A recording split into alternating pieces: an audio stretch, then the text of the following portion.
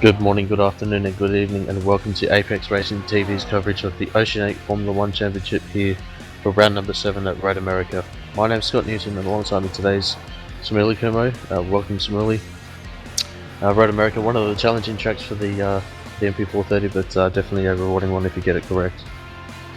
Thanks Scott. Yeah, definitely one of the rewarding tracks for these cars. Here we are in the Wisconsin, USA. This is one of these circuits that we see a lot used with these high downforce, very fast cars. For this car there is two DRS zones. One is just under the first bridge. There you get the activation zone. And the next one is just after the kink. It can be in a very difficult position because the DRS zone, it activates just on the exit of the exit curve.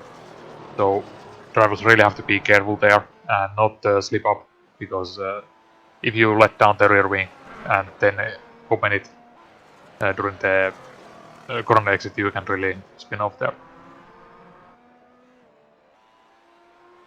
Yeah, definitely. Just we're coming up to the final stages of qualifying at the moment. Just looking at the weather. 25 degrees ambient, 43% humidity, a partly cloudy sky with a 5 km/h wind, so it should be quite challenging for the drivers. High track temperature around, I would say, about 39-40 degrees, so there should be some grip out there for the drivers, but definitely have to watch out as the race goes on.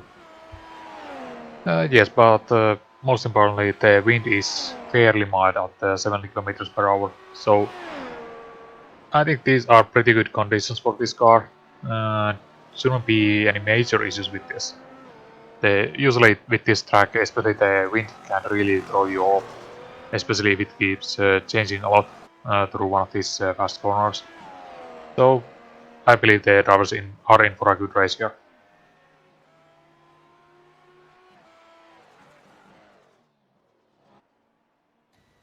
So as we are winding down this qualify session here, we have few cars still setting their laps. I believe that is Shane Hammond coming through the grand corner there. He is still going at it, so maybe that is still a qualifying lap for him. He is currently 9th. He's coming through this final corner here. Good line through there, no issues whatsoever. And up the hill to the main straight. And coming across the line, no, that is not a time lap for him. And let's see, Rolf Just. I don't believe he is. No, he doesn't seem to be on time lap either.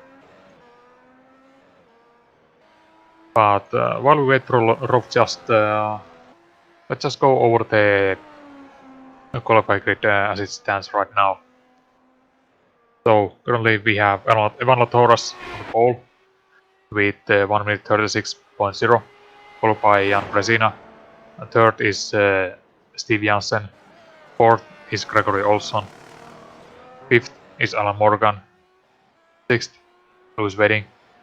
Seventh, Luke Sullivan. Eighth, Matt Webb. Ninth, Shane Hammond.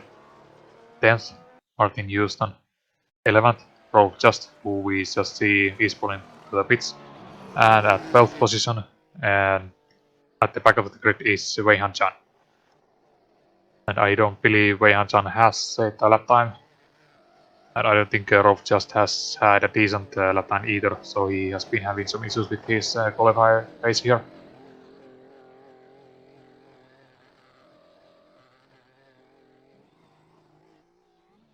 Yeah, some fairly close lap times going out through the grid. I see that the top three separated by 7/100ths of a second, and then further down the grid, a few of the drivers split by another 10th of a second. So that this, despite the few amount of drivers here tonight, should see some quite close racing. Yes, and just looking at how season has been going so far, and from the past two rounds, the names that we've seen so far at the top are still there. Latoras, he's currently on.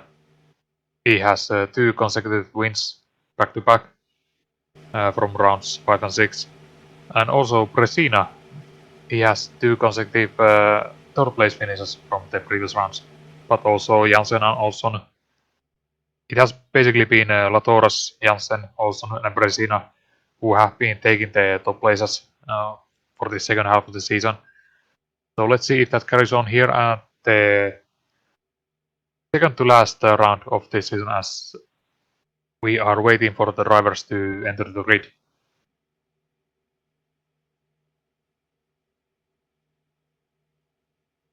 Yeah, we've just got just under a minute left for the drivers to grid up. In terms of the pit stops, if the drivers do decide to take the pit stop, as it's not mandatory, expect around a 45-second pit lane time. So that may have to be something that we'll have to factor in towards the middle of the race, as this is that we're just waiting on Lewis waiting to join the grid. Yes, I don't.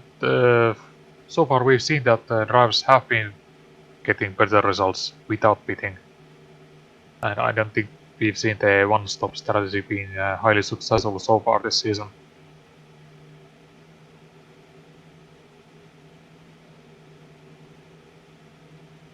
As the clock ticks down, and there is Lewis waiting. Or everyone is on the grid, and we wait for the lights to go. So there's a building. Just waiting for the lights to come out, and we're off. It looks as though that was it Janssen got a fairly poor start. Who's that?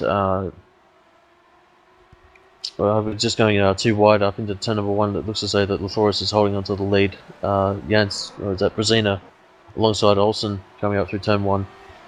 Fairly spread out through the field, but looks as though that everyone's got off to a fairly clean start. Yes, Bresina did get much better first phase of the start than Latoros, but it seems like Latoros was able to make up for it in the second phase. And now Bresina is easily under attack by Olsen and Janssen, but also going at it. That is Janssen on the inside line, takes the corner. They head to this turn 6, which can be very tricky because the track falls down from you and you just have very little grip. Much less than you would expect from that kind of a corner. Yeah, definitely. Just as they're heading up towards the carousel now, everyone's pretty much single file. Lathoris is currently built a 1.5 second lead, so he's storming away at the moment. Looks as though he's trying to gap. He's already pretty much out of the DRS zone already, so he'll be pushing quite hard into the early part of the race. We'll see how his tyres fare towards the end, but looks as though that everyone's holding at a half a second gap currently. Yes, that was really important for Latoras to open up the gap early, because now I don't think with Bresina, Janssen, Olsson and also waiting there as a back of 4 behind them, they won't be able to run away from each other because of the DRS zone and draft. So if Latoras just can't keep the gap above the 1 second, he should be in much better position compared to the competition behind him. Looking at the battle between Luke Sullivan and Alan Morgan at the moment, gap between those two drivers at the moment is 0.3 of a second, as Sullivan's getting a massive tow heading up into turn number 3, but Sullivan's not able to get alongside him under brakes and has to fall back in line. Coming up to turn number 4, gets a better drive, but yeah, definitely can't take advantage of it, as Morgan half spins it and has to pull over the side of the track. So Morgan having some early issues, which has unfortunately put him at the back of the pack, but Sullivan up into P6. Yes, Morgan, he received some damage there, so he has to go back to the pits for some repairs. And Latoras, he keeps opening the gap, and it is now up to 22.6 seconds to Bresina. So he is running about second a lap faster. But we do have to keep in mind that Bresina is also under attack from Janssen. And I believe next time by we will have the DRS available to these guys. Yeah, DRS available to the drivers after the end of lap number 2, as Lathoris crosses the line now to start lap number 3. Gap at the moment 2.6 seconds. Last time around, Lotharis was near enough a second exactly quicker. Janssen only 200 slower than Brezina, so that developing up to a very, very hot battle as Janssen will have the effect of the DRS, but Brezina on the defensive at the moment, and Janssen not able to close up into turn number 3. I did not see Janssen's wing opening, so that is an odd. Did you notice it opening for him? Or anyone else? I had it on Oh, Janssen. and Brezina runs wide there on the turn 8. He's able to recover, but that just cost him a few tenths there, and Janssen is all over the back of him and going into the king.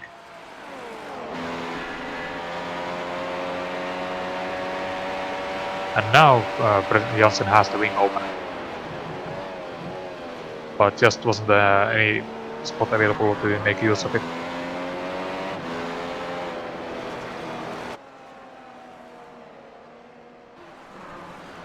Yeah, definitely Also behind tricky. also behind them a good battle for 7th between Martin Houston and Matt Webb. Matt Webb 4 times behind Houston and should be coming here. Oh, and something's happened to Wei Han Chan. He is off in the Canada corner. That might be just, I would guess he has just run wide on the entry. Taking a look at the replay. Just going in too hot. Is still able to save it, did not receive any damage. A little bit dirt on the tires, but should be able to continue without any issues.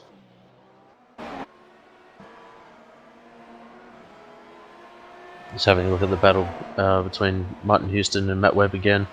Matt Webb got the effect of the DRS and easily able to breeze past up into P number 7.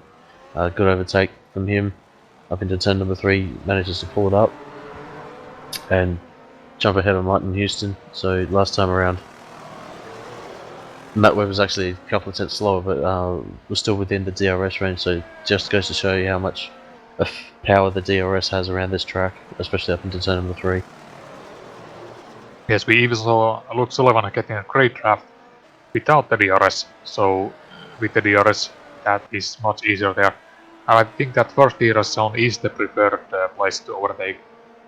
The second one after King, it does help you, but it is much more difficult to make an overtake in the Canada corner. Because it's shorter straight and just it's more important to get the entry and exit through the king perfectly, and that is not easy if you are following someone so closely.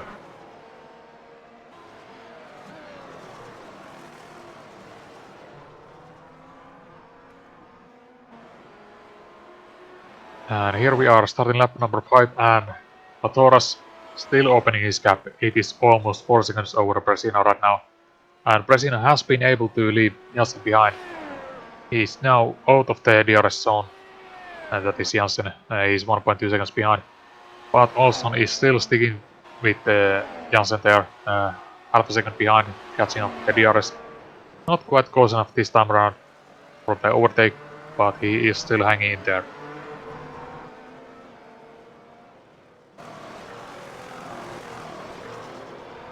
Yeah, Olsson doing a great job at the moment in P4. Unfortunately, had a couple of bad races during the season, but yeah, still holding onto the top 5 position at the moment. So solid job from him. Definitely was a championship contender, or still is a championship contender heading up into the closing stages of the season. So we'll just have to see how his race affects him towards the end of this one, heading up into the final round at Indianapolis. Yeah, Indianapolis also one of the classic tracks for these F1 cars here on the iRacing service. Oh, and Houston almost runs wide on the King and is now under attack from Shane Hammond. And something has happened to Evan Latoras. He is dropping all my time sheets. Is that disconnection?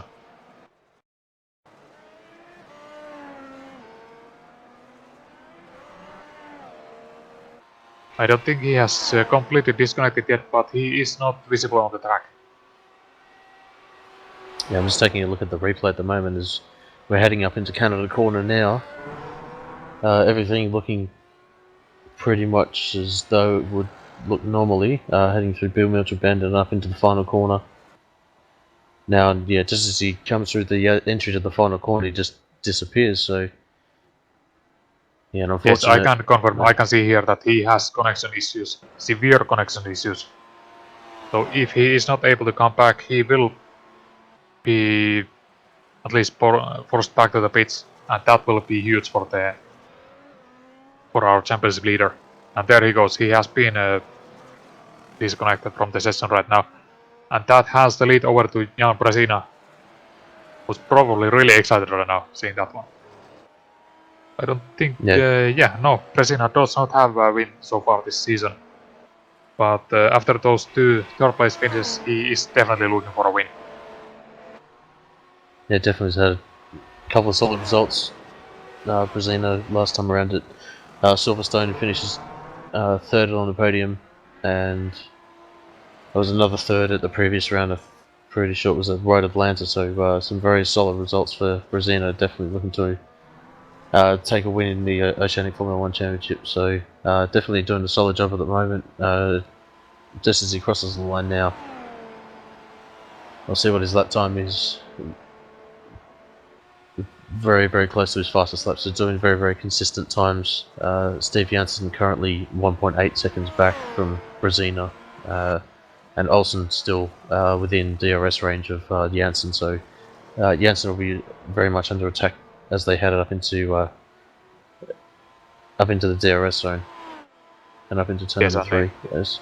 Yeah, this Janssen also battle will only help Brezina here, as Janssen also they have not been able to match their fastest lap time so far, whereas Brezina, as you said, he was 3,000 of a second closer from his fastest lap time, previous lap by. So now is really his chance to just open up the gap and not let Janssen within the 1 second. You'll see that Olsen's lost it under brakes there because he's fallen back at least 4 or 5 tenths to Janssen over the course of half a lap, so we'll see whether he can close that gap back up, but it looks as though that Janssen's also closing in back up on Brezina as well, so yeah, definitely holding up for the battle for the top 3 positions at the moment. And also holding up for the 7th place, the battle between Houston and Hammond still going on here. About 7 tenths behind. It seems like Hammond just isn't able to get a good run through the King to make use of the secondary DRS zone. But again here, in this much twistier section, he is closing up to Houston. So maybe is he running a bit more wing here? Because right here, 2 tenths here, and that is very close. He looks more confident through the twisty sections. With similar cars, you're looking at a traditionally a high downforce setup, but obviously you want to try and minimize the rake on the straights so that you're able to maximize the top speed. So as Hammond all over the back of Houston at the moment, getting a decent exit out of turn number 2 as they come out of the bridge now. Hammond open the DRS open, just isn't able to close up at the moment. Houston must be using all of his ERS deployment to defend the 7th place, and manages to do so quite well. Yeah, I would also expect that Hammond is running much higher downforce, because on the main straight he was not catching up to Houston despite running in draft, as here Houston has to make some big defensive moves just to maintain his position through these corners. Coming through the carousel hill, here the downforce really comes into play. But this King Hammond has been just again losing time here quite significant. I think that was about half a second that he lost through the King to Houston. Let's see what happens here through this final section with this much twister and benefits car that has much more downforce.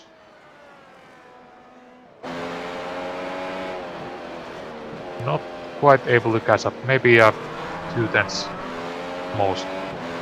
No significant gains this time around. Yeah, Hammond definitely looks more confident, as you say, through the more twisty sections, but that kink, especially if you're running up against the back of another car, can definitely throw the downforce off quite a lot. And yeah, let's just say that Hammond's definitely not as confident as he is in the draft as he is out of the draft, as he just runs a little bit wide out in turn number 2. Gap currently between Houston and Hammond is out to 1.6 seconds at the moment, so Field's stretching out a little bit, but still some close battles throughout.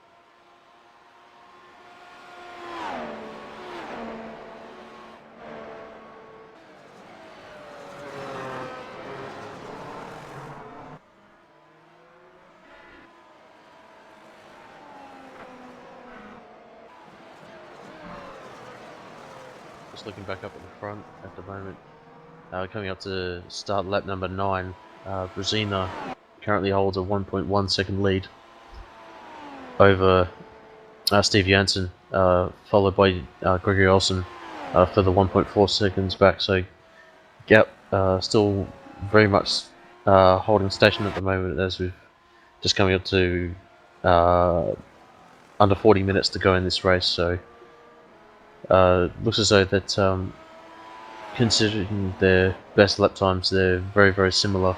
But yeah, Olsen struggling just that little bit, about 6/10 off his best lap last time around. Yes, and Pesina, as I was saying while my mic was turned off, he has been able to maintain that just over 1 second gap to prevent Janssen from getting the DRS. Although Janssen was 4/10 faster previous lap time, 3/10 faster than Bresina, but it might not be enough if Bresina is able to fight back here. That being said, Bresina's last lap was not exactly what we've seen him running so far. So let's see this time around. It seems like Bresina is again opening up the gap. He noticed Janssen's pace and is responding.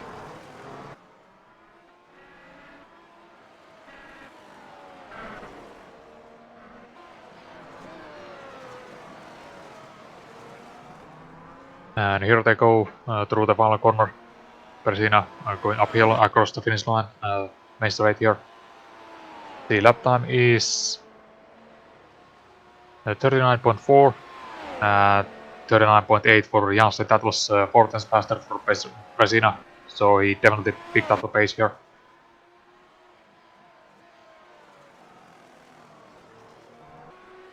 And Gregor Olson, well, he was 10 faster than Janssen this time by, but was not quite able to catch up this time as much as he hoped.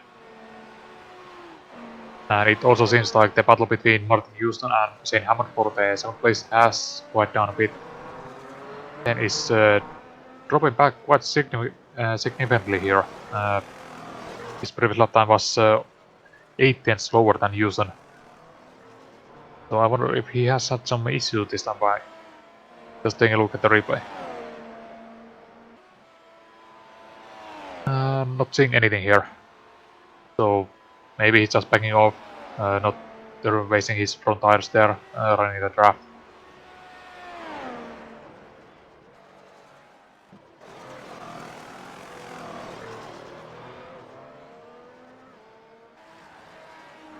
So it looks like the race is starting to settle down here, Scott. And from what we've seen, I don't think the pit stops will be a major factor this time around, because the drivers have been able to run consistent times. And I've not, at least so far, haven't noticed any kind of time drop-off. Yeah, it's definitely looking that way.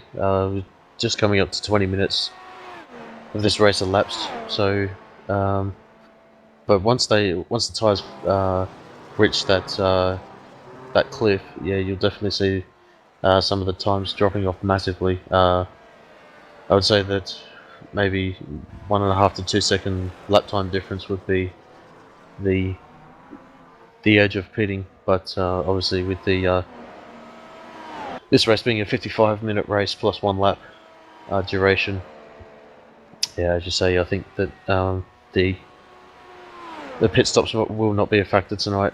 Currently Brezina holds a 43.6 second lead over Rolf Just at the moment, sitting in P number 9 at the moment. So at the moment, yeah, definitely not advised to pit at this stage of the race if they were going to, but definitely want to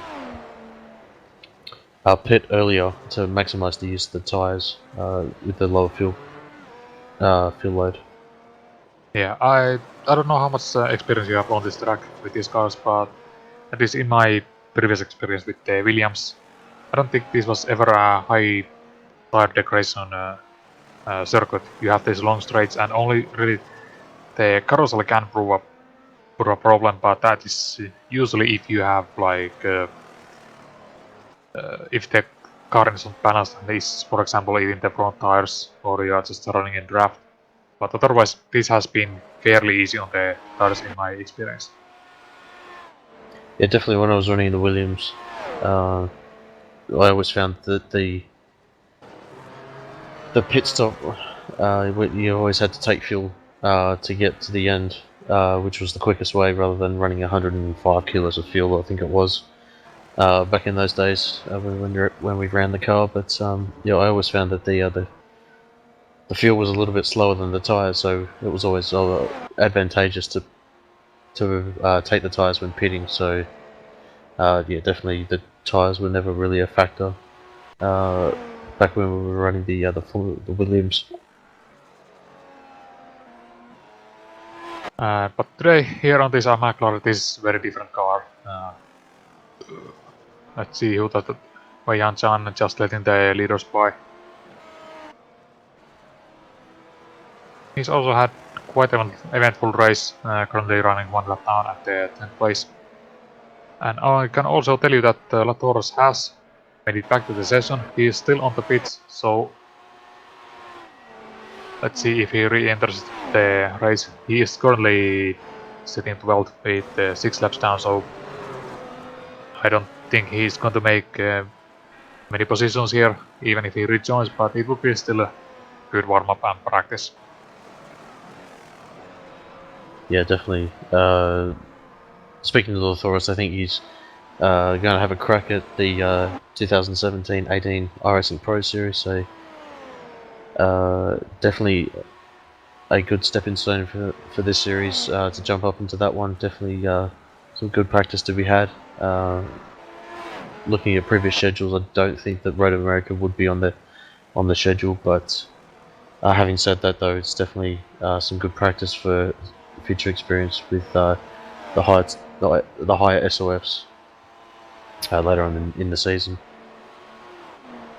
Yeah, I think it is such a huge time commitment, and you need the dedication to really make it.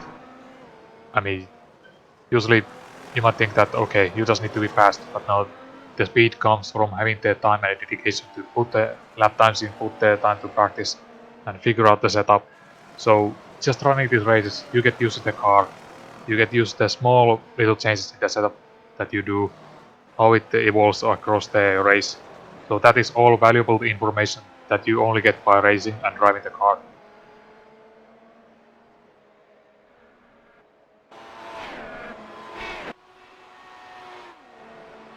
As I see that Latoros has left the session, so maybe he's just going to practice for the next week then.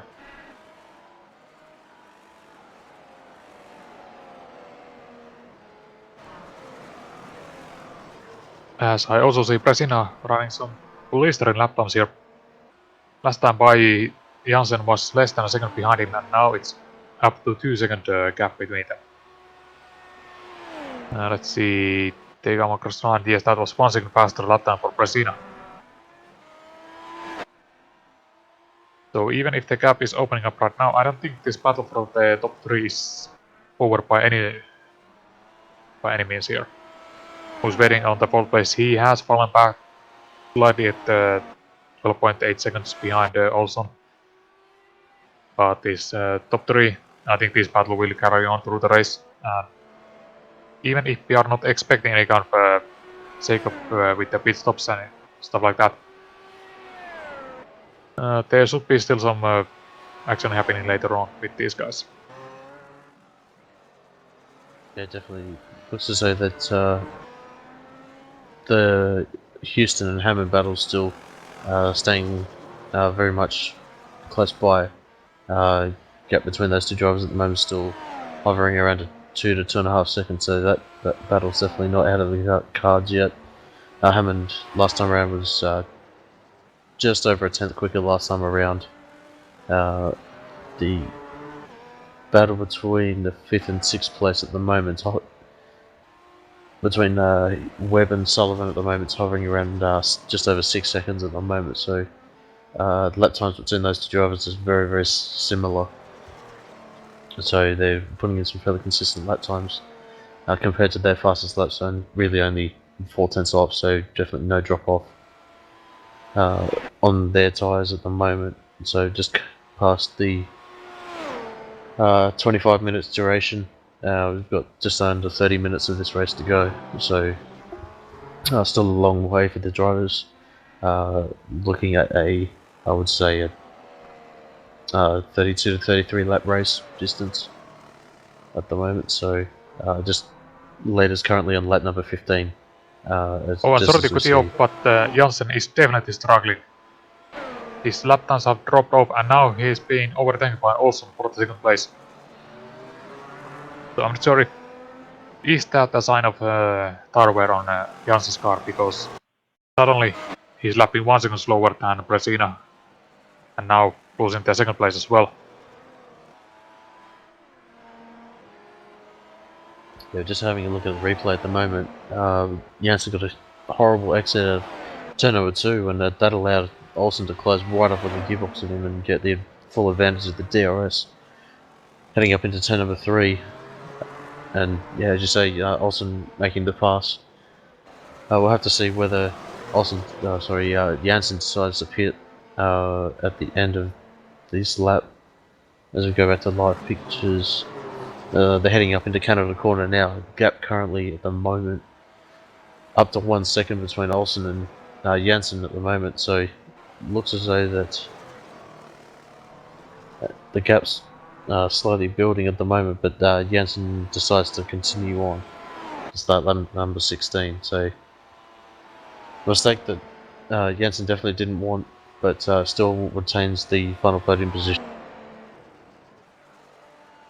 Yeah, Janssen will be interested to see how his lap time is designed by, because it really seems like he is struggling again, constantly falling back here. And also now that he is clear of Janssen instantly into about 4 tenths faster than his previous lap time. And he might be in it for the win here, because if he can pick up the pace even more, he should be able to catch Bresina. And now Bresina has to really be on a lookout and watch for that. And this is not something like a difference between drivers outrank all of these guys pretty much equal between each other. So this is something with the either setup is not evolving with the race as they would like, or the tires. And even through here, carousel, it seems like Janssen is losing maybe 10th or 2 to Olson. And the gap is now 1.8 seconds, 1.9 seconds, and at this distance, even the dirty air shouldn't be an issue. I think that the dirty air comes into effect around about 4 or 5 tenths back, so yeah, it looks as though that Janssen's out of the DRS, out of the dirty air at the moment, but yeah, it definitely looks as though that he's struggling at the moment. The gap blowing out to just over 2 seconds at the moment, so it looks as though that either Janssen's struggling or Olsen's really picked up the paces. Last time around, Brezina managed 39.6, Olsen 40.2, and Janssen of 40.9, but that was with the overtake between Olsen and Janssen. I believe that overtake was on the previous lap time. So that's when Olsen had the 39.5. But Janssen, he is now running slower than Lewis Wedding behind him. Although Wedding is already 21 seconds behind, so I don't think the gap is the gap might be too large for Wedding to catch up to Janssen, unless Janssen really starts to struggle even more with the tires. It seems that it might have now stabilized, so maybe Janssen just overheated the tires at some corner. This time he hasn't, on this lap he hasn't lost any time on Olsen.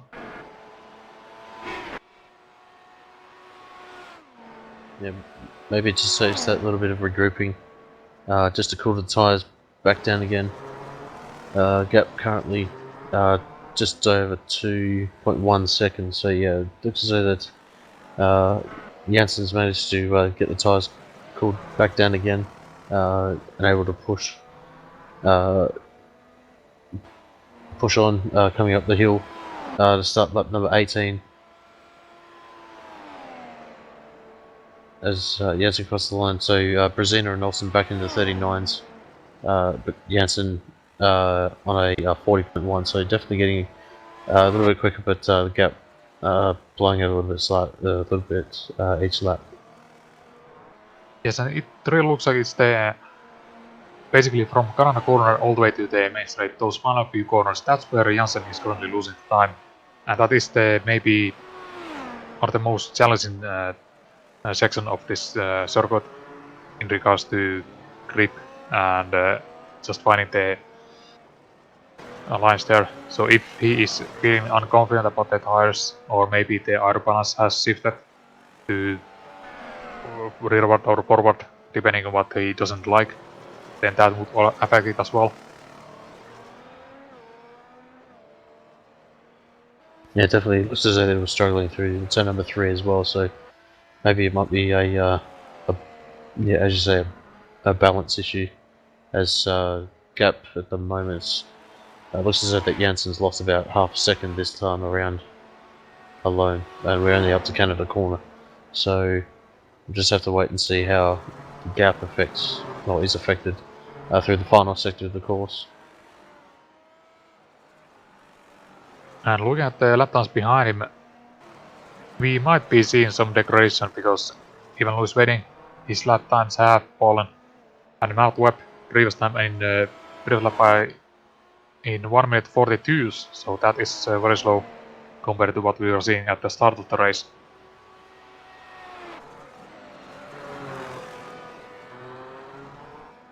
As you see that last time around, even leader Brezina was in the 1 minute 40, so it looks as though that the tyres are just starting to degrade a little bit as we're coming up to half race distance, as Matt Webb in the pits. And also that is Lewis Wedding on the pits. So if you drivers deciding to blink at the halfway stage of the race, we'll see what their their pit stop times are, and see whether they got a good pit stop.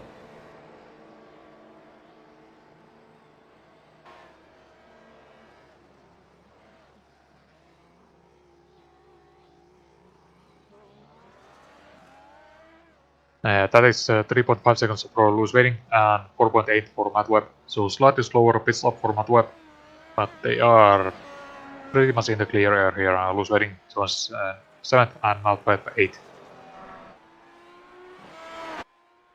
Yeah, the other drivers around them will be looking at those two drivers to see what sort of lap times they can do within the next couple of laps when the tyres come up to temperature. But yeah, Wedding and Webb deciding to blink at this early part. Oh, so through the middle part of the race, we'll see how their second stint progresses on the live timing. Be able to see the pit stop duration was around about just as I bring it up. Obviously the our timing screen's a little bit different, so yeah, it was about a 45-second pit stop. So the time that they would have lost, they was still going to be sitting fourth and fifth. So it looks as though that Martin Houston's Houston had is an issue. Martin Houston is in trouble here. I don't know if you can get it on the replay. That seems like an issue through the turn 13A. Yeah, just coming up to Canada corner now. Gets a decent enough exit out of there. Coming up through turn 13 now. Yeah, it just loses the back end. Has a half spin. Who was that? Hammond managing to avoid. They were fairly close throughout the middle part of the race, and Houston gathering it back up, and he almost runs wide at the final corner. Decides to carry on. Who's that behind him? Lewis Wedding. Very, very close. As we go back to live now, Wedding managing to get past as Houston wasn't able to pull it up. Yeah, Lewis Wedding with just after the pit stop, and Houston probably overheated his tires there. And Rove just also taking a chance to take the pit stop here.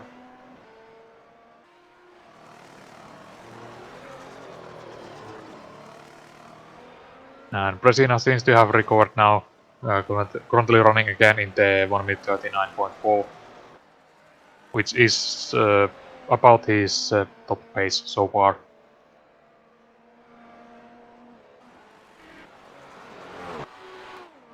And Janssen still falling back slightly from Olsen, but not as significantly as he was before.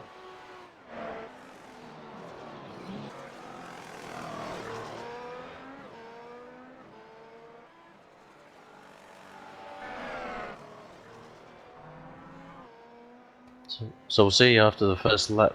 Oh, sorry, the first flying lap of Lewis Wedding. His lap time, as he crosses the line, is a 1 minute 40.0, which is actually not as quick as the first two, Brezina and Olsen, but very, very similar pace to Janssen. So Lewis Wedding maybe might need to take another lap to see what his lap time is as he builds up the pressure and temperature. But still within about just over a tenth within his fastest lap at the moment as the fuel burns down. Yeah, that is a very good pace for Lewis Wedding, because before the pit stop, I don't think he was at that pace. No, he was at least half a second slower each lap. So that is very good pace for Lewis Wedding after this pit stop. Let's see here, Matt Webb, how does his lap time look? 39.7, so that is a great lap time for Matt Webb as well. He has been running in the 40s and 41s before the stop. But that might be with the DRS zone, I'm not sure.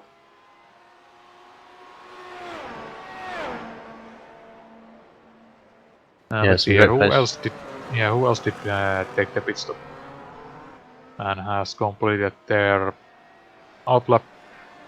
I don't think anyone else just yet. No, that's and Shane Hammond in trouble.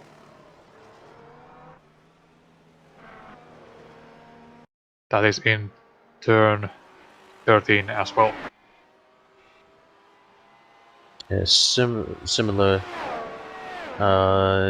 circumstances to Houston, so that battle at the moment might be hiding back up as Hammond comes around turn number 13, or it has a bigger spin than Houston and doesn't manage to keep it out of the wall, unfortunately. But I would suspect that he has very, very minor damage as he rejoins the track. See that Matt Webb's gone past, and and we're back into the 1 minute 40.0s. But also see that Wedding setting what looks to be his fastest lap of a 39.5, so that's some very, very quick lap times from the drivers that have pitted so far.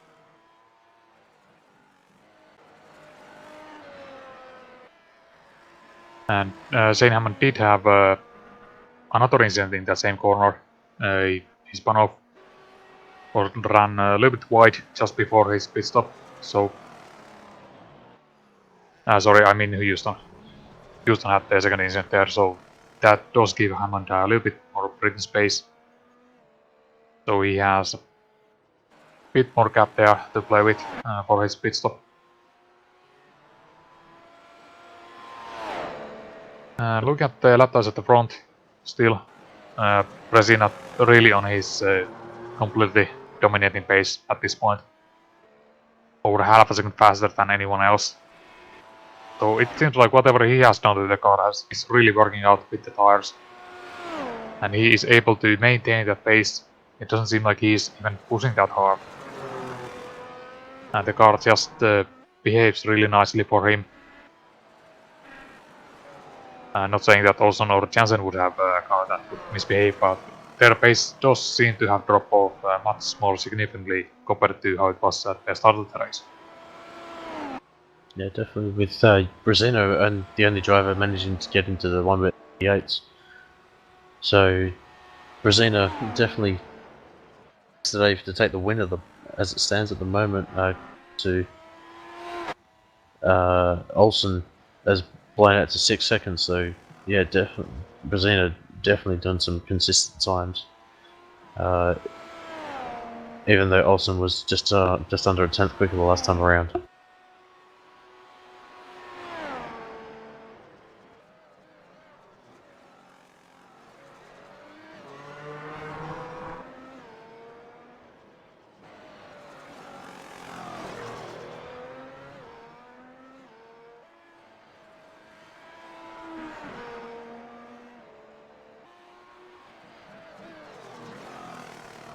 Let's see, Luke Sullivan is the currently running fourth and still hasn't pitted, so he will be giving up that position to Who's Wedding and most likely Matthew as well. So I'm just interested to see how long these guys can run, because right now the 5th, 6th and 7th, which is Wedding, Webb and Hammond, they have been pitted and they are running faster than our leader. That was over a half a second slower for President than Wedding.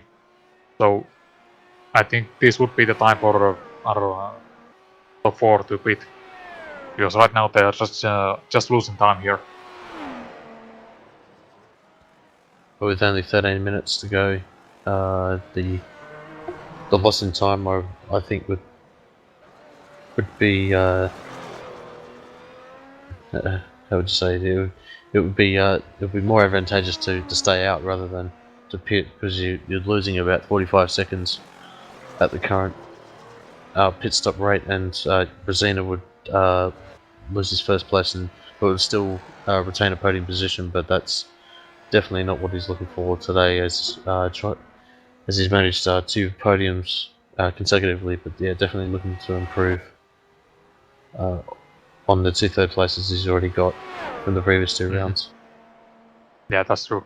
Although they do need to be careful, just do not hit that cliff with the tires. So it might be worth just taking it a little bit easier with the tires and run it to the end.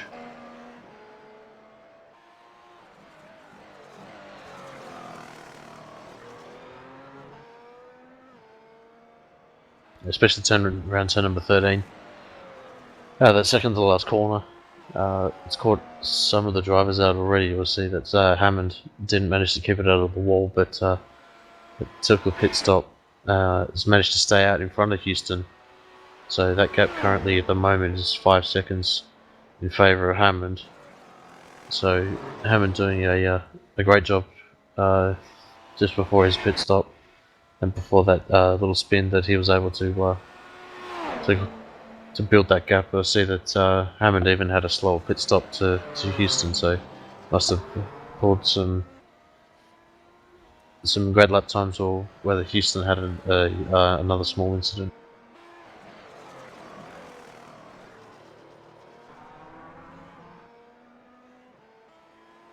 Yeah, he has had the much lower lap time this time, right? So I can take a moment and see if there has been some moment or spin or anything like that during this lap. So if you give me a moment.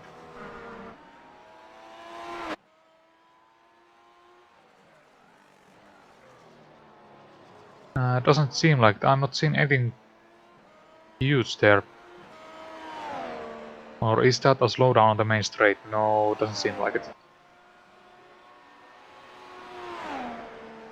I can't quite tell what would be the cause for the slow lap time there.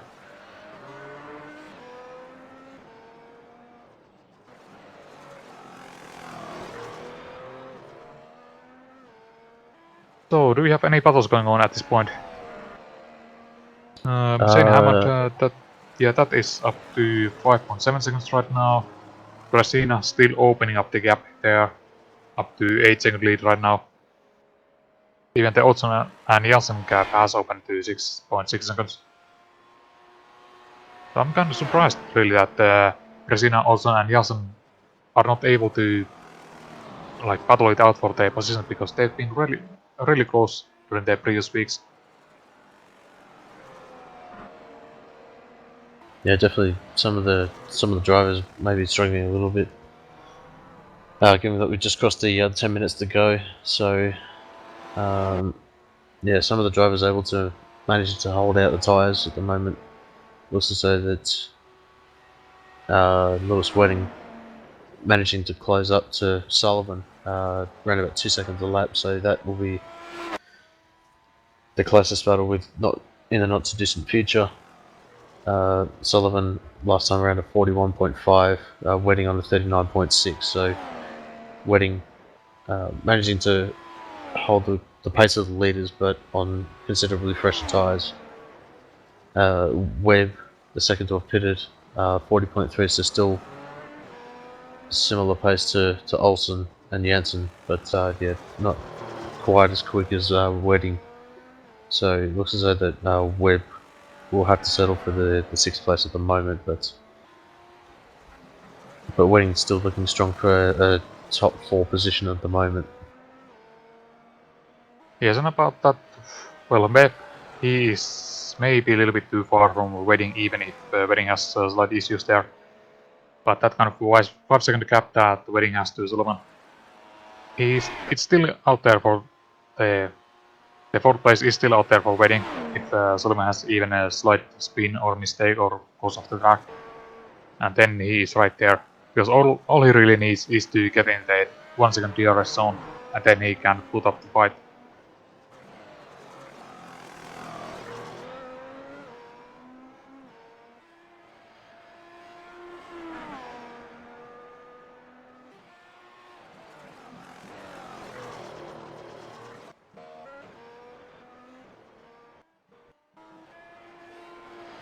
But now it appears that Lewis Wedding might have some connection issues.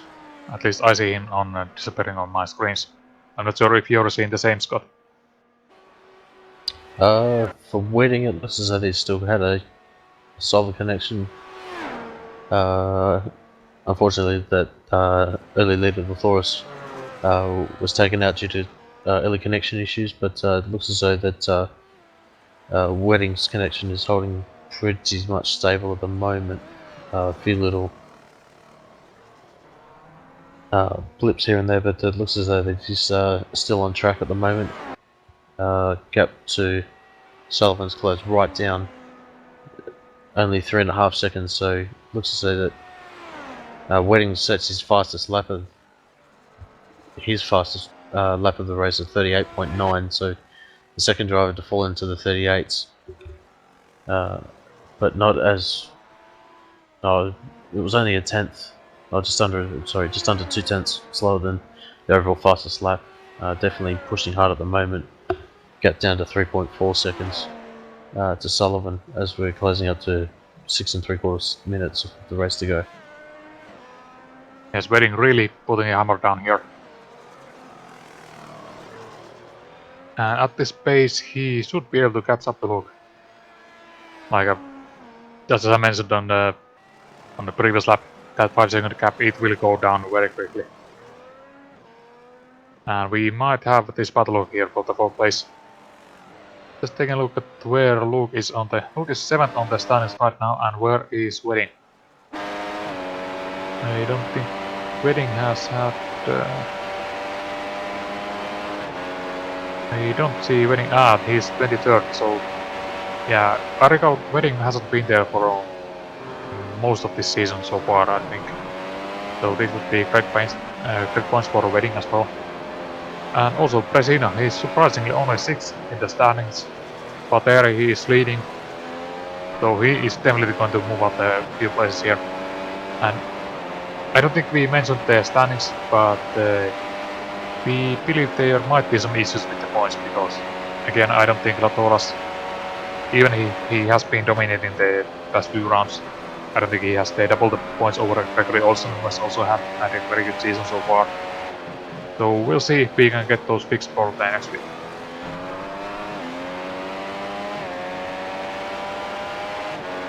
Just currently and here we go. Yeah, go on. Yeah, I was going to say that we're on board with Lewis Wedding at the moment.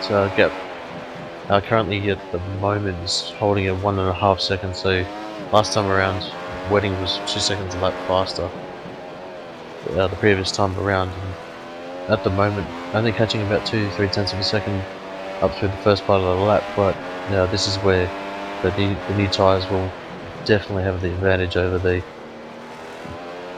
old tyres as we're heading up through the carousel now. Gap down to just over half a second. You can see that Wedding getting a much better exit, able to stay with.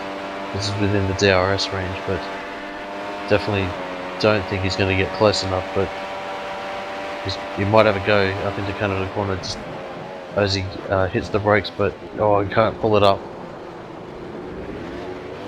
Unfortunate mistake there for Wedding, as the gap opens back out to 1.5 seconds. Yeah, I just went in way too deep there. It really surprises you when you're just approaching so much faster into the braking zone than you're usually going in. And also taking the unusual line. The unusual line at this point, it will be dirty.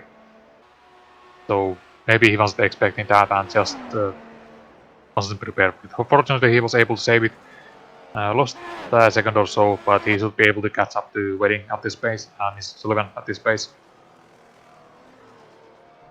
Not quite close enough for the DRS zone this time by, but if he's able to just go at it again at the same place, then this time around he should be prepared for the braking zone there.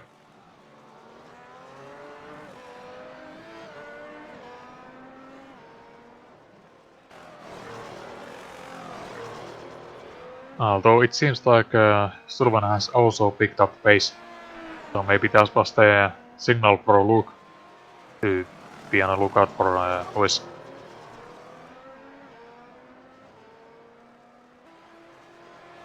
Yeah, this is so that the gap at the moment is close to about 9 tenths of a second, so Wedding definitely closing back up onto the gearbox of Sullivan as they come through the kink and up into Canada corner. Oh, but Lewis was so close to losing the car there on the exit of kink. So I don't think he even opened the DRS after that. But now he's really on the gearbox of Sullivan, going through these final corners here. Maybe even might have a go at it on the main straight. But I don't think he really needs to. If he overtakes here, then he opens up. He's just opening himself up for Sullivan to overtake on the DRS zone on the Moran sweep.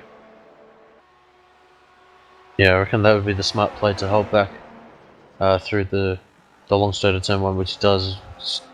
Holds back at 3 tenths of a second as he is coming up to turn number 2 now. And gets right up under the gearbox of Sullivan. He'll have the DRS as Sullivan tries to defend, but with the advantage of the DRS, Wedding will just pull straight past. But Sullivan looks as though he was defending quite hard, but has to give up the position as Wedding almost couldn't pull it up, but manages to do so up into turn number 3. Yeah, Sullivan put up a good fight there. He was really saving the battery going through the third one. It just wasn't quite enough. But he does still have a chance here if he can just keep up. Maybe have a go at it after the king. Assuming the Lewis is not able to pull away from him. And now the gap is 1 second, so this might not be the arrest zone for Sullivan here.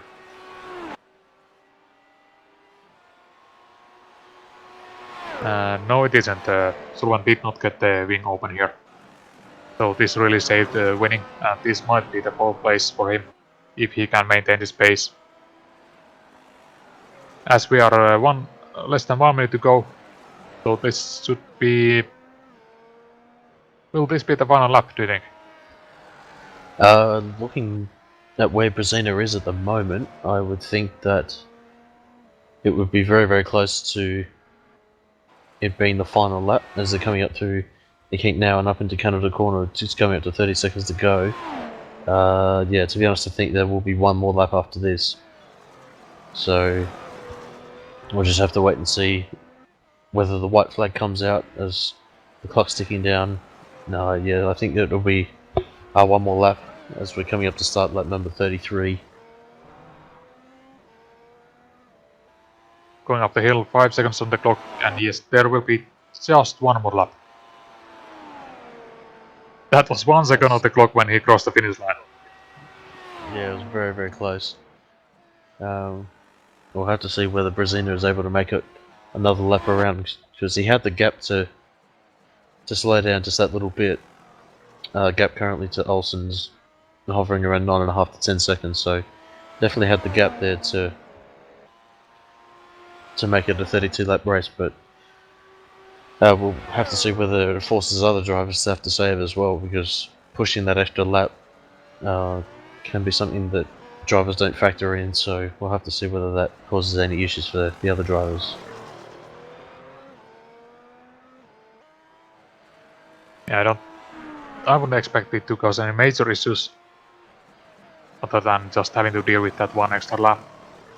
The gaps between everyone except maybe Lusberg and Luke Sullivan, the gaps are about 10 seconds or more, so even if he has just slowed down and cruised through the final lap, it should be still very safe for them.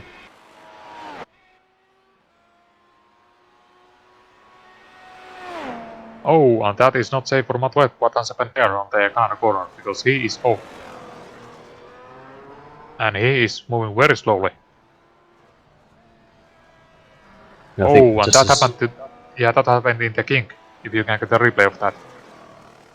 Yeah, we'll have to have a look at that after the race. As said that Jan Brezina comes across the line to take his first win of the Oceanic Formula 1 Championship here at Road America for round number 7. So congratulations to Jan Brezina.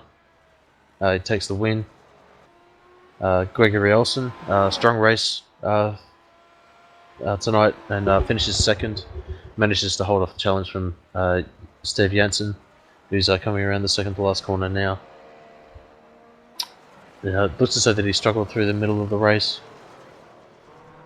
but manages to hold on to the final podium position, and he'll cross the line to finish third for round number 7 at Road America. Wedding as well,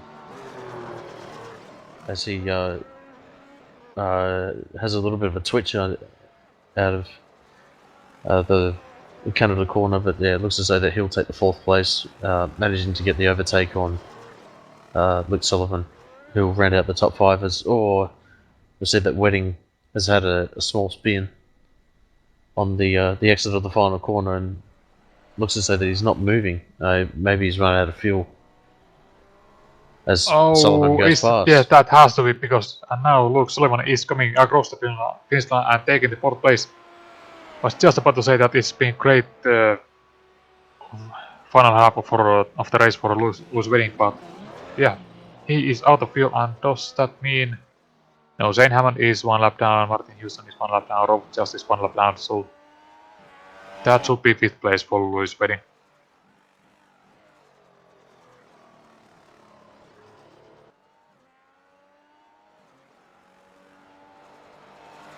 Getting Also, back to that your, yeah, the incident. Did you get it on the replay? I didn't get the chance to because Brezina was coming around the final corner, but we'll have to see whether we can get it on replay. Yes, I think that was the only major incident we've seen through the game, which is surprising because usually we have cars having, drivers having small issues there. But it was on the exit of the king. It just got it loose on the exit. Hard hit on the right side wall, moved the car around, and somehow was able to drive the car back home.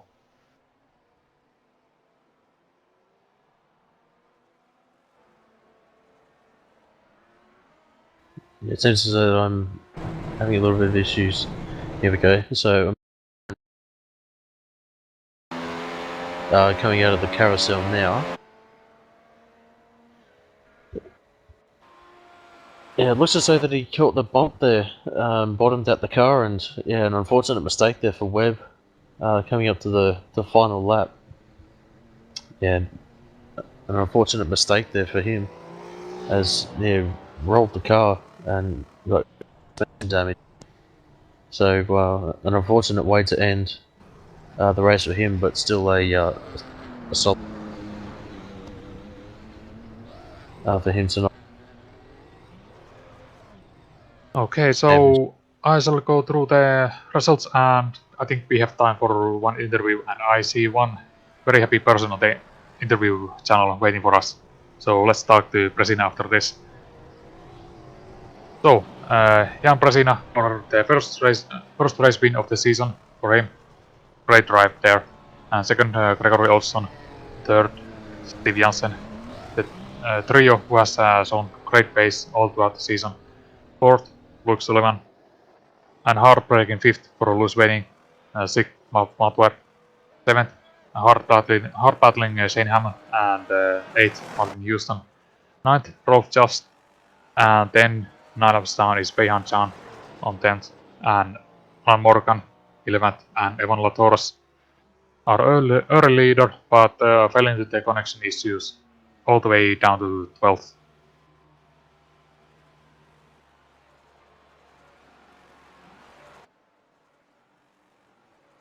So, would you like to have a chat with Jan Presina? Yeah, so we can bring him up into the commentary box.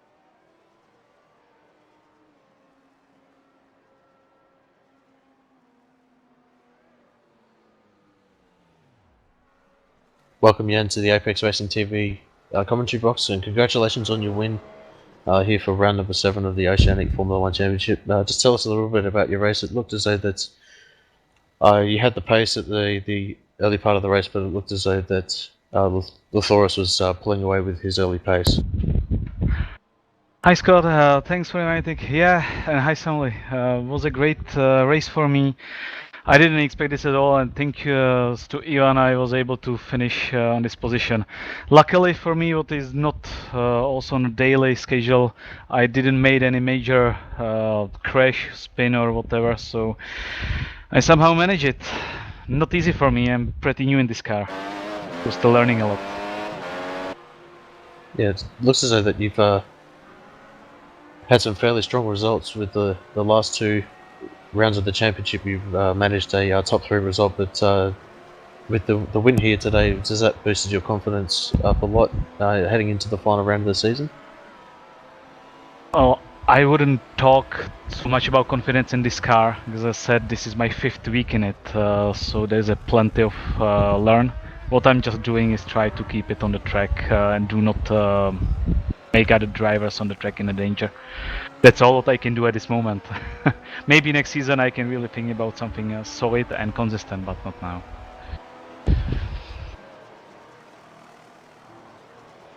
Did at the start of the race, did you think that there would be any chance of a pit stop during the race, or did you feel that the tyres were able to hold up during the early part of the race and towards the end? During my preparation for every race, I'm doing the full race stints on the 1 tires, so I'm making my decision based on the situation in front of me. If it's close like this, definitely no way pit stop to happen, so look after the tires. But if there would be another pit stop behind me, I would definitely make it. It was not easy last, let's say, 10 laps to keep the car on track. It was very slippery, very hot conditions. And when I checked my tire wear, I had a like 35% on the front left tire, so it was really on the edge.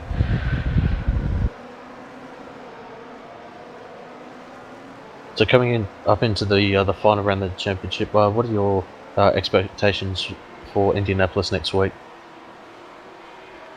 I have no clue. Frankly, I never draw that track in any car.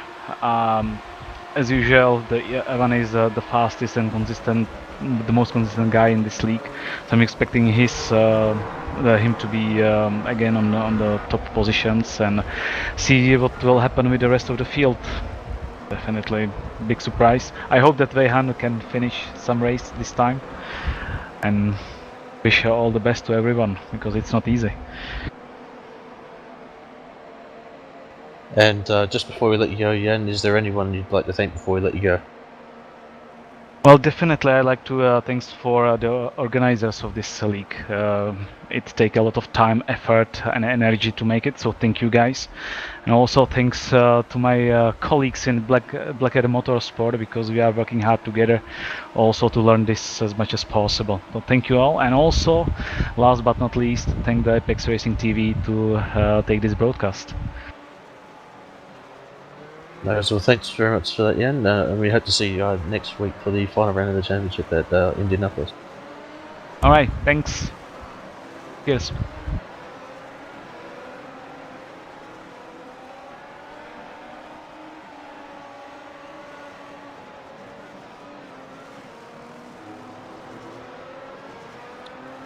Jan Brezina there, winner for round number 7 of the Oceanic Formula 1 Championship here at Road America. Samuli, what are your closing thoughts at the end of this race?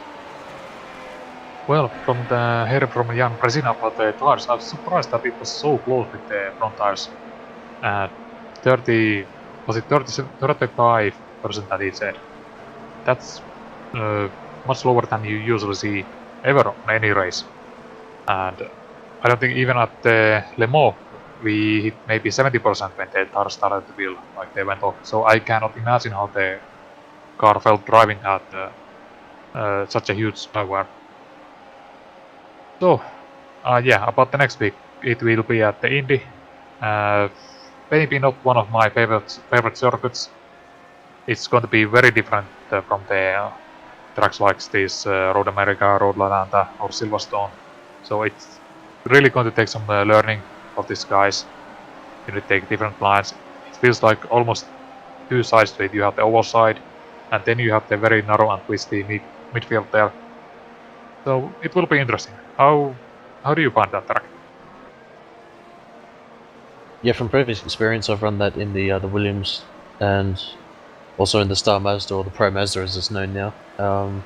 Yeah, definitely have to trim out as much downforce as you can, but also trying to maintain it for the middle part of the lap as well. So definitely some compromises having to be made, whether you take the higher, the more downforce option, or whether you try and strip it out for the oval part of the course to maintain top speed. So it will be interesting to see how the drivers fare for next week for the final round of the championship.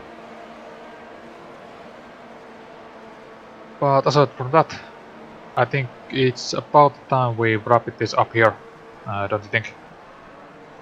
So, this week we still have coming up the this weekend I'm not sure, do we have the Club 73? If it's not on this Sunday, then it will be the week after that. But on Tuesday, as usual, we will have the PSR Formula Renault. That will be at 8 PM GMT. And that is in Road Atlanta, wasn't it? Yeah, that was at Road Atlanta. So it should be an exciting 4 races that they have. Sprint race format, so it should be some very exciting action. Road Atlanta, very, very much suited track for the Formula Renault, so it should be some very, very close action for that one. Looking forward to that one actually. Yes, and on Thursday we do have the iRacing back at again with the PSRTC. I don't quite from the top of my head remember where it is, but if you give me a moment I can check it. This time around we were at the... oh dear, I already forgot. Well, anyways, it will be at the 7:30 BST on Thursday evening, and then we're back to the Friday with the season finale of the Oceanic F1 here on the Apex Racing TV and iRacing Live. So stay tuned for that, and my name has been Samuli Kumo, and alongside me has been Scott Newton, and thank you for watching.